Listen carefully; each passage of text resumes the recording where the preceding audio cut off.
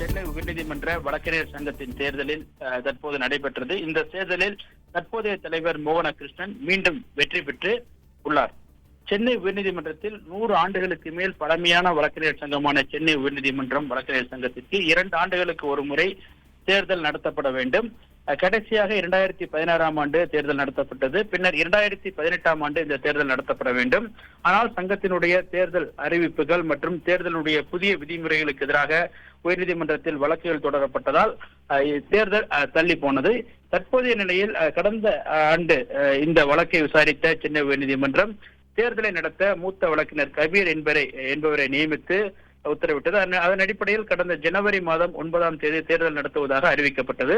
ஆனால் வாக்குப்பதிவு தொடங்கியவுடன் வழக்கறிஞரிடையே ஏற்பட்ட மோதல் காரணமாக அப்போதைய தேர்தல் ரத்து செய்யப்பட்டது. பின்னர் 11 மாதத்திற்கு பிறகு இந்த தேர்தல் அறிவிக்கப்பட்டு இன்று நடைபெற்றது. இன்று காலை 10 மணி முதல் மாலை 5 மணி வரை வாக்குப்பதிவுகள் நடைபெற்றது.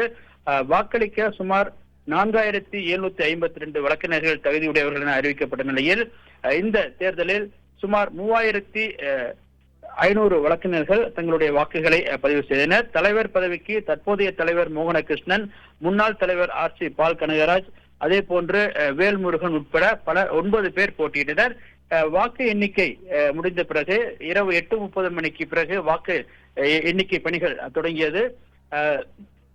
வாக்கு எண்ணிக்கை தொடங்கியதிலிருந்து தற்போதைய தலைவர் மோகன கிருஷ்ணன் தொடர்ந்து முன்னிலையில் இருந்து வந்தார். அவர் இறுதியாக வாக்கு எண்ணிக்கை முடிந்த பிறகு 1272 வாக்குகள் பெற்று வெற்றி பெற்றார். 2வது இடத்தில் பால் கனகராஜ் 1143 வாக்குகள் பெற்று தோல்வியடைந்தார். அவர் ஏற்கனவே தலைவராக இருந்த பால் கனகராஜ் தோல்வியடைந்திருக்கிறார். தற்போது 7 ஆண்டுகளாக வழக்கறிஞர் சங்க தேர்தல் நடத்தப்படாமல் இருந்து தற்போது நடத்தப்பட்ட நிலையில் ஏற்கனவே தலைவராக இருந்த மோகன கிருஷ்ணன் மீண்டும் வெற்றி பெற்றிருக்கிறார்.